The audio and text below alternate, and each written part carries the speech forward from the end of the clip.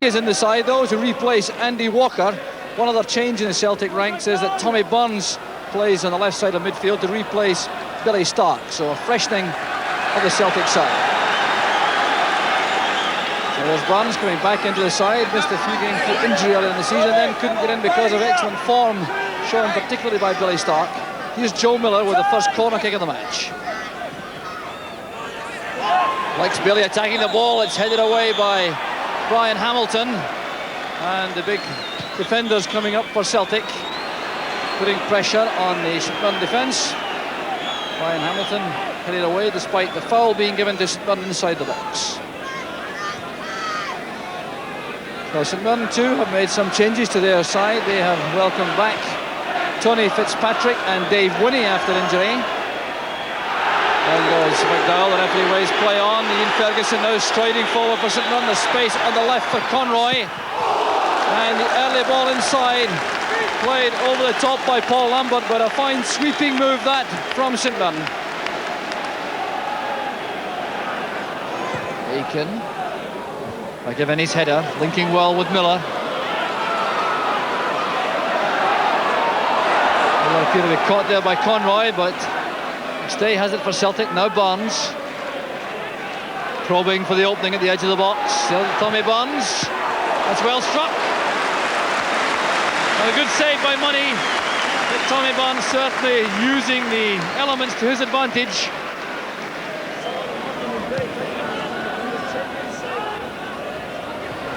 Tangle between Bailey and McDowell, and the free kick goes Celtic's way. Two powerful players, young Lex Bailey and Kenny McDowell for St Mirren. And a bit of wrestling while the ball was in mid-air, and the referee decides that McDowell was the culprit and Bailey the victim.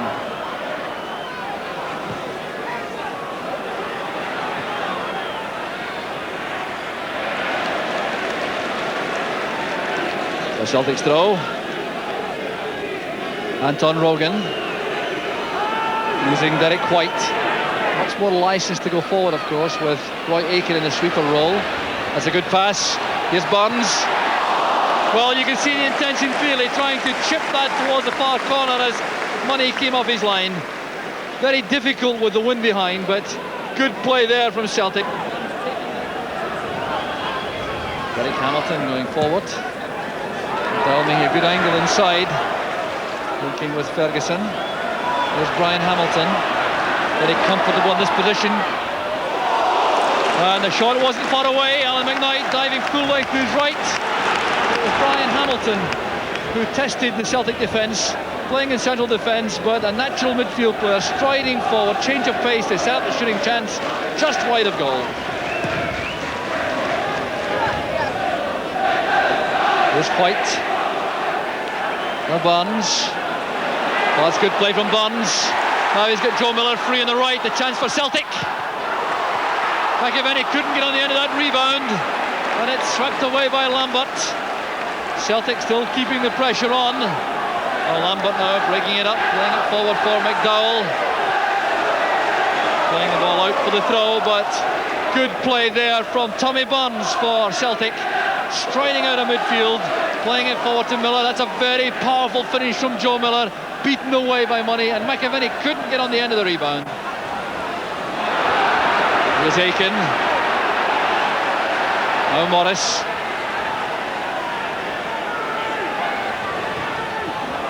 Trying to find Burns on the left. This is Fitzpatrick, supported by Conroy. Ian Ferguson is caught offside on the far side.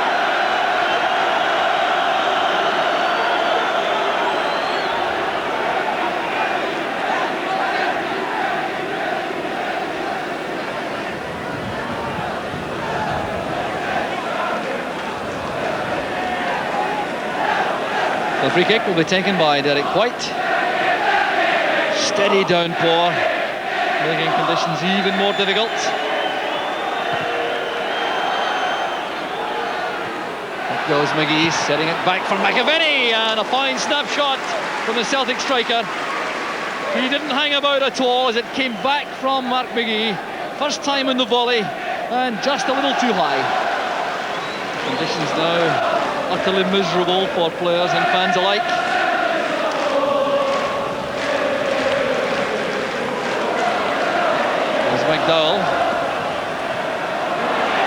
It's off Derek White. And Ferguson can't collect the pass. Ball skidding off the wet surface. And Kenny McDowell has taken a knock around the right ankle.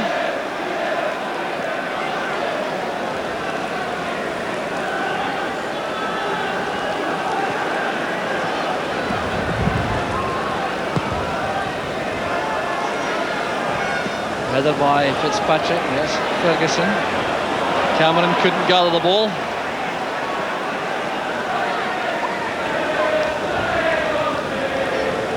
Well, it's now one of those desperately wet, cold January afternoons when league titles can be greatly influenced. Celtic at the top of the league, but anxious to give no ground here as McStay comes forward. Waits for Morris. Good deep cross. And Campbell Money lets the ball slip out of his grasp. What a complete disaster for the St Mirren keeper. The credit will go to Chris Morris for the cross. But it was always on in such treacherous conditions. It was Paul McStay who bided his time in the build-up.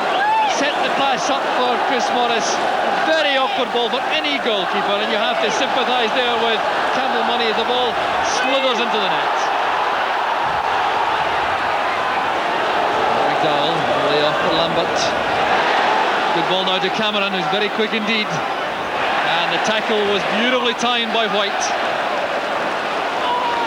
Derek White showing the kind of defensive ability which has interested the Scotland manager Andy Roxburgh. Here's Paul Lambert.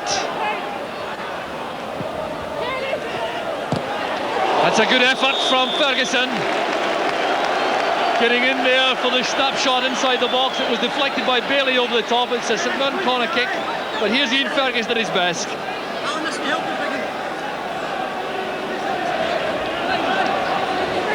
Lambert's corner kick.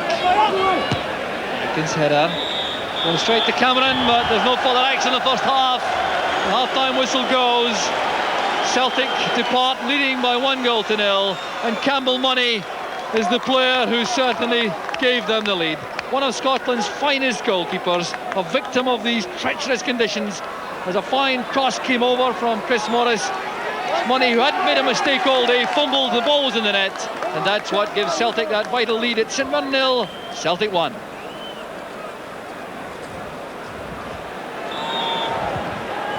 The heavy downpour has dwindled to a slight drizzle for the moment, but it's very heavy indeed underfoot. The wind still blowing, in St Mirren's favour. I fancy Celtic will not be at all unhappy about that. Their style of play, I think, better suited to playing the ball on the ground forward, and playing against the wind may in fact be of some assistance. So Derek White and Tony Fitzpatrick collide, and referee Waddle gives the decision to Celtic. Much the annoyance of the St Mirren skipper. He can still manage a smile nevertheless.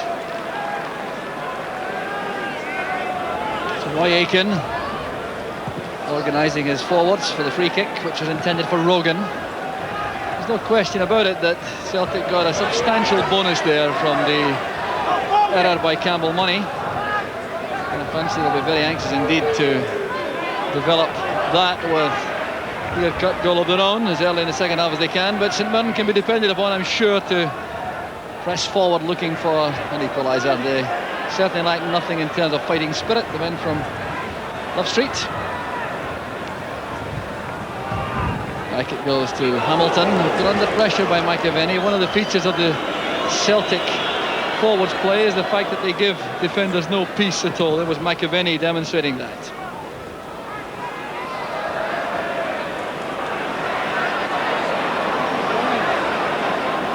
Linking now with Conroy.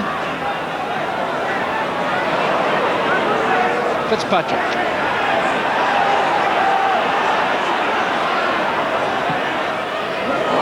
A superb pass from Fitzpatrick, picking out Cameron on the right. He's away from Rogan. 1-2, and the fine ball by Lambert into the path of Cameron is wasted in the end by the finishing effort.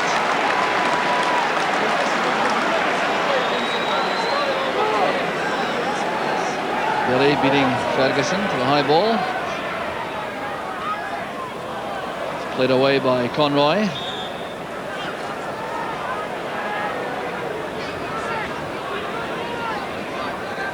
So Mike Conroy was a central striker for Clydebank, but operating wide on the left at the moment for St Mirren.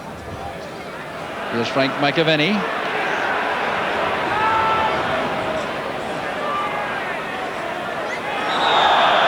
And McAvenny tripped by Mike Conroy. He's trying to make his way towards the byline. Free kick to Celtic. And an opportunity once again for Lex Bailey and Derek White to make their way into the box. 6 feet 2 inches tall, Lex Bailey.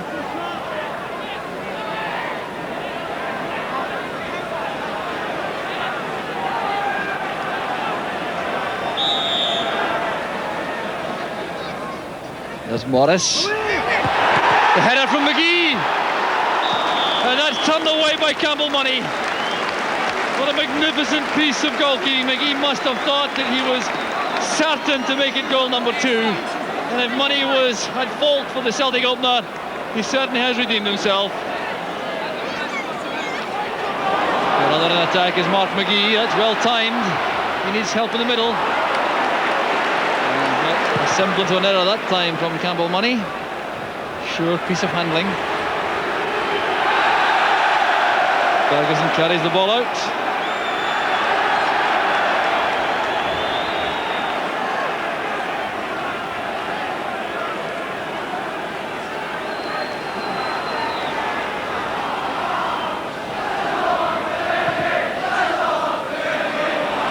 Morris with a long ball forward.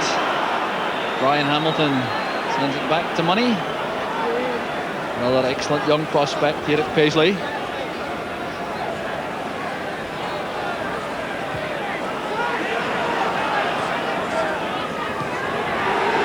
Ferguson, that's towards Lambert, now McDowell. And that's a magnificent goal from St Mirren. A stunning finish from Kenny McDowell, and St Mirren are back on level terms. Well, you won't see a better build-up than that. Alan McKnight was left with no chance at all. Started from midfield with the ball swept wide by McDowell.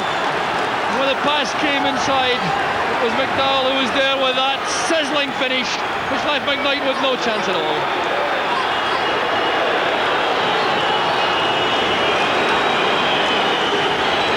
McDowell trying to turn away from Bailey. It's a good tackle by the defender, and it's a corner kick to St Mirren.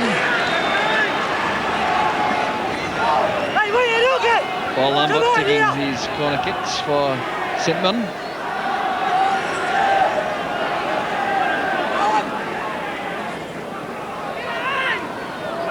Short one preferred this time. Cameron and Lambert linking up. Bailey heading it wide. Here's Ferguson.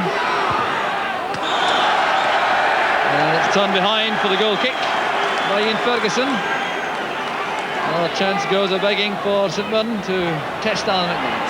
So hold up now, because Kenny McDowell has gone down at the edge of the box. He's certainly been in the wars this afternoon. He appears to have taken another head knock. Looks as though Kenny McDowell will have to leave the scene. That's Paul Chalmers preparing to come on. Off goes McDowell and on goes Paul Chalmers. Play against his former club. Son of Steve Chalmers, the man who scored a winner in the European Cup final in '67 for Celtic.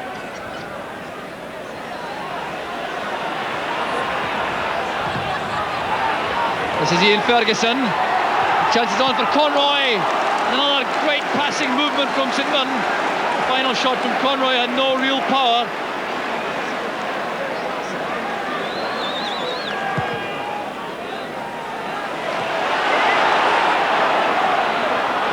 Chase is on between Chalmers and Morris, but it's gone for a throw-in. The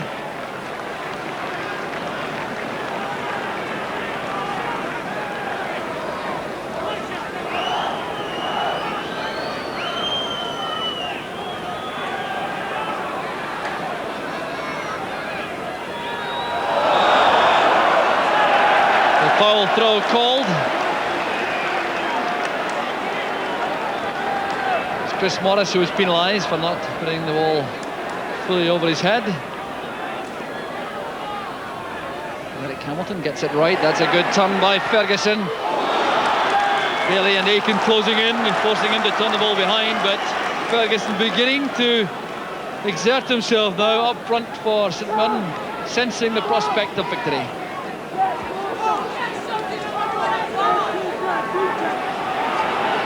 There's Barnes. Towards Miller. He appeared to be pushed from the back by Hamilton, and the linesman draws the referee's attention to that, so Celtic have a free kick. They're beginning to pick up the pace a bit now towards the closing stages, the league leaders. There's Paul McStay. Well saved again by Money. He turned away for the corner kick. Well, if Campbell Money made an error in the first half, he certainly has compensated in the second. Paul McStay's shot was the one which was brilliantly saved.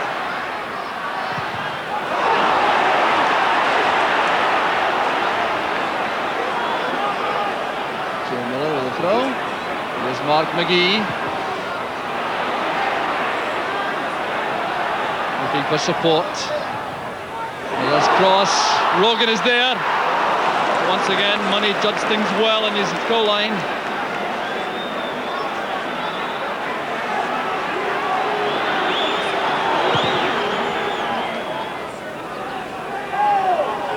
Derek White underneath that long kick out. The header finds Mike Conroy.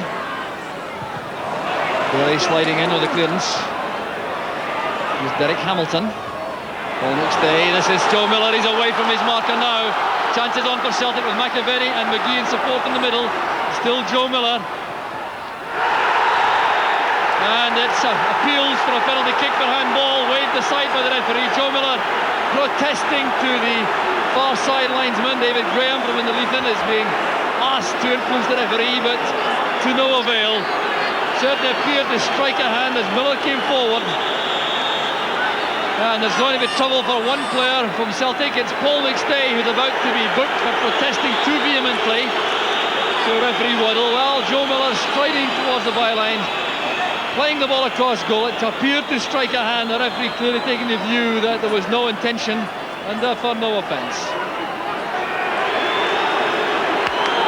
Paul McStay, a rare occurrence for him. He's booked for dissent. Joe Miller with a corner kick. Up goes Bailey. There's Rogan. Now McGee. Chipping it to the far side. McAvenny is bundled off the ball, and that certainly is a penalty kick. No argument at all about that. Derek Hamilton was the offender. Now the Celtic regular penalty taker Andy Walker is not on the field, so Frank McAvenny will take the kick. So McAvenny facing Campbell Money. A vital kick. Very hard for St Mirren to come back from a success here from McAvenny, but the long delay adding to the tension. There's another booking going on. It looks like Paul Lambert has been booked. So now the penalty can be taken. So here's Frank McAvenny against Campbell Money.